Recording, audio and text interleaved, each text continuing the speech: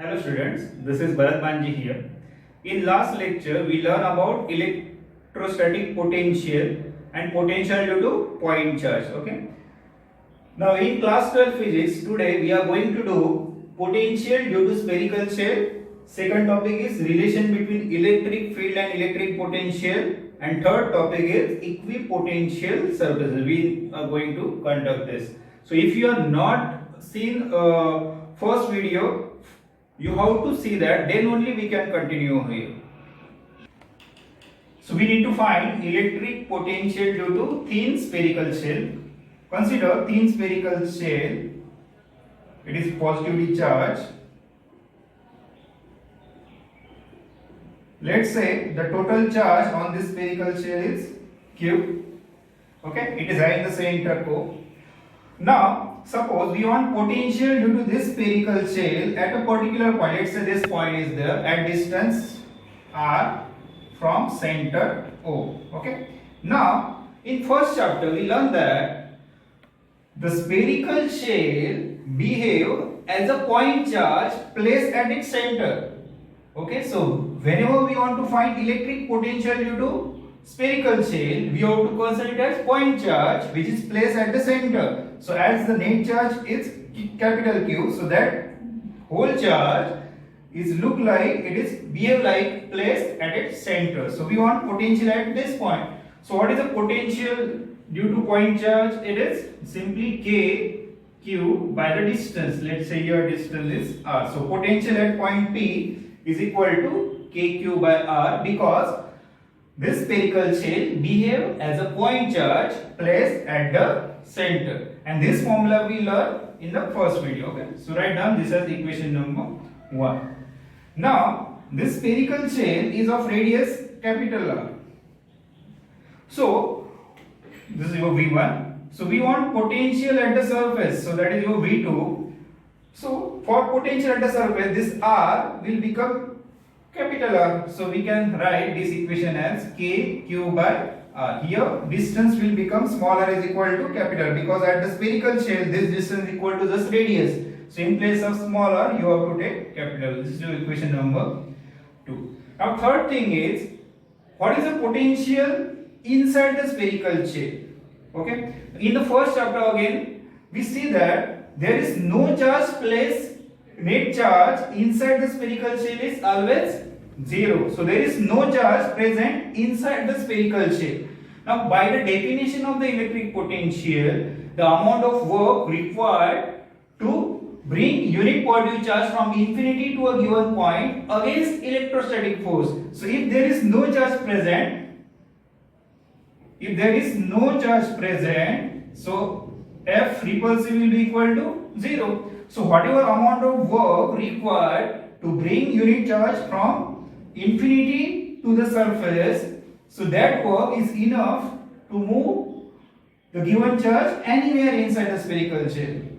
Okay, so inside potential will remain same, that is V3 is equal to V2 only, that we can write as K Q by R.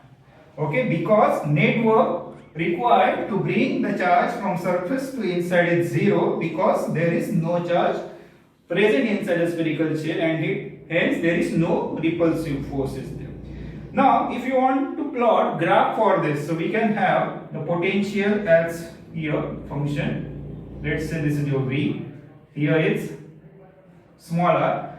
Now from inside the spherical shell and on the surface, potential is constant, that is KQ by R. So we can write here KQ by R, it is constant, and outside the spherical shell it is inversely proportional to R, means as the distance varies, potential is keep on decreasing. So we can write this as like this. Okay. So here this is R is equal to R, this is your origin, let's say, and here this is your surface.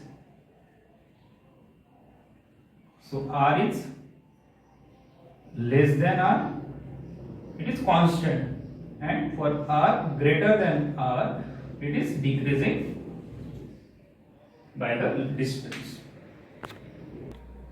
Second topic is relation between electric field and electric potential. Consider a positive unit positive charge is plus q over here.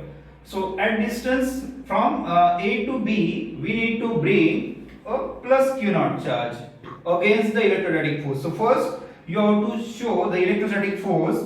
Now this is also positive charge, so this is also positive charge, so it will be repulsive force will act on that and it will be in this direction, repulsive force, and that force will be equal to charge into electric field. Okay, so electric field also in the this direction. Okay, second, in the definition of electric potential, we see that the work done required to move the charge against electrostatic force, means if repulsive force is acting in this direction, so we need to move from A to B, that is against electrostatic force. So that work done can be written as dW is equal to F into distance, here is we can see here dr, and again the angle is 180 degree because force is in this direction and displacement is in opposite direction. The angle is 180 degree. So work done will become minus F dr. So we can substitute value of F over here, that is minus Q naught E into dr. Okay. So let's say this is your equation number 1 and this is your equation number 2. Next thing is, in the definition of the electric potential or potential difference, so we can say that the potential difference between A and B is dV. dV is potential difference between point A and B. Now, how we can write equation for this, that is work done to move a unit charge. We see this in the definition of the electric potential or potential difference also. Okay, so because of this we can write dW is equal to, do the cross multiplication, it will be equal to Q naught into dV. Let this as equation number 2. Now from 1 and this is equation number 3.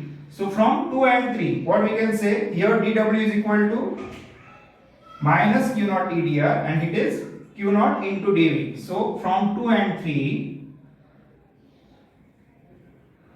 we can equate here as Q naught dV is equal to minus Q naught EdR. Okay, so we can easily cancel out Q naught. So we can have dV is equal to minus EdR, or E is equal to minus of dV by dr. So this is the relation between electric field and electric potential, and this is for small potential difference and small distance, and for the large system we can write this as potential upon distance. Okay, so here we can get one more unit for the electric field, that is potential unit is volt and distance meter. So we can say that electric field can be written as volt per meter, and that we already know unit for the electric field. So from this equation we can define electric field as change in potential per unit displacement. Okay, now here the negative sign is there, so from negative sign we can say that, so electric field is in the direction of the decreasing field, decreasing potential. So we know that potential is inversely proportional to distance r. So when we can talk about point A and B, so B is close to point charge Q and A is far, so potential at V at B is greater than V at A. Okay, so electric potential decreasing from B to A and electric field direction is also from B to A. So we can say that electric field is in the direction of decreasing electric field, that you have to remember. Next topic is equipotential surfaces. So from the name itself we can define the surface at which at every point the electric potential is same. So that surface we can say an equipotential surface. So suppose it is having the number of points, let's say point A, point B, point C, point D. So they are having number of points, and every point the potential is, let's say it is V only. So this this surface having the same potential at every point can be said to be equipotential surface. Now, it has some properties. So first property is the work done required to move the charge on the equipotential surface is 0. Okay. Now, by the definition of the potential difference or potential, V is equal to what? W by Q. Potential difference dV is equal to W by Q. Okay. Now see here, if I want to move a unit positive charge from B to A. Okay. So what is potential difference between B and A? It on equipotential surface, potential is same at every point. So potential difference between B and A is 0. So 0 is equal to W by Q. We can say that therefore W is equal to 0. Means there is no work done required to move the unit positive charge from on the equipotential surface. This is your first property. Second property, we can say that the electric field is always normal to equipotential surface. Electric field is normal to equipotential surface. Okay. And why it is required that electric field is normal to this surface? So if it is not normal, if electric field is not normal to equipotential surface, it is having the component. And if it is having the component, so that means work done, if it is not normal, work done is not equal to 0. So but by first property, we know that work done should be equal to 0. So that's why electric field is always normal to the potential surface. Okay, third point is, we know that E is equal to dV by dr. Okay, so here on this, if potential is constant, we can say that E is equal to V by D. If potential is constant, so E is inversely proportional to D, means the equipotential surfaces are crowded where electric field is strong. So electric field is weaker, the equipotential surfaces are far away. If electric field is stronger, the equipotential surfaces are closer together. And fourth simple property is that no two equipotential surface can intersect each other. Okay, suppose this is your one equipotential surface of potential V1. We can have another equipotential surface V2. Now see here, if this is intersecting, so this point can have potential of V1 also and V2 also, which is violating the definition of the equipotential surface. So we can say that no equipotential surface can intersect each other. So there are the four properties. First property is the work done to move positive charge on the equipotential surface is 0. Second is electric field is always normal to the equipotential surface. Third is the equipotential surface are crowded in the stronger electric field. And fourth one is no equipotential surface can intersect each other. Now we want to draw equipotential surface for various charge system. First is point charge. And we know that for the point charge, electric field is radially outward. So we can show here electric field is radially outward.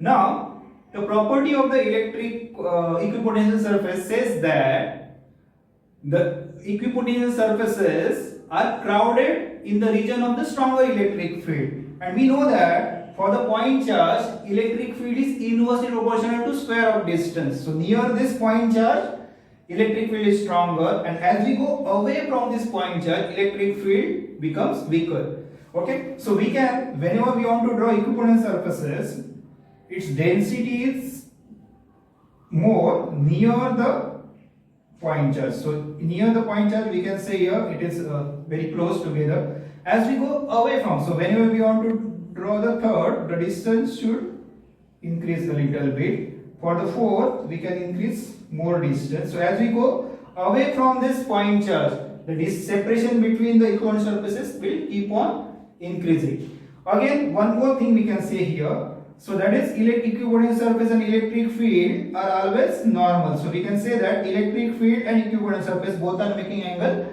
90 degree over here, 90 degree over here, 90 degree over here, 90 degree over here. So both the properties are satisfying over here. For the negative charge, the electric field will be in the inward direction, but the equipotential surface can remain like this only. Second is for electric dipole. We know that electric dipole has electric field lines like this. Okay. Now, as this is also positive charge, this is negative charge. So there is an attraction between these two charges. has to be there. Next, so because of the attraction, the electric field is stronger between the two charges, and electric field will be weaker in the outer side of the dipole. Getting this? So electric field is stronger between the two charges, and here electric field is weaker. So where electric field is stronger, the density of equipotential surface is more, and where the electric field is weaker, the density of equipotential surface will be weaker. Okay, that you have to consider over here. So while drawing the equipotential surface, see here how we can draw. It will be like this. So next is nearer to this, but here the separation is small, but here separation is larger. For next also we can say that equivalent surface it will be like this, and but here it should become larger. Same way on this side also we can draw equivalent surface like this. First, second, and third. Okay. So here density of equivalent surfaces is nearer between the two charges, and away from that charges, here we can say the density is weaker. Next is equipotential surface for two positive charges. Now between two positive charges we know that there is a repulsion, and electric field lines look like this. So here we can say that electric field is stronger away from the charges, and in between positive charges electric field is weaker. So we know that where electric field is weaker, the density of equipotential surfaces is less, and where electric field is stronger, density of equipotential surfaces is more. So that you have to remember over here. So density is more in the outer side, but in between density is weaker. So we can say that the distance between them is closer together, but here distance is more. Same way from this side also we can have like this. Okay, so this way we can draw equipotential surfaces for two equal positive charges. For this, for uniform electric field, we know that for the uniform electric field, the electric field lines are equidistant and parallel over here. Now for this, we can have number of equipotential surfaces perpendicular to the electric field. So we can have first equipotential surface like this. Second, it may be like this. Third, it may be like this. So all the surfaces, anywhere we draw a perpendicular cross section for this. So all these are the equipotential surfaces. Here we done with the second topic. We will continue our next session in next Thursday. Now up till now we completed the first chapter, and this is almost half of the second chapter. So we can easily see that there are lots of things which is continued for the first chapter, and same we are using over here. Okay, so it is your responsibility. Please give time for the formula learning. If you are learning the formulas and if you are knowing the formulas, then only you can solve tricky questions. So for tricky questions, you have to remember all the formulas. Okay, whatever the time you are having, please arrange time for the formulas. Okay, all the best to you. Thank you.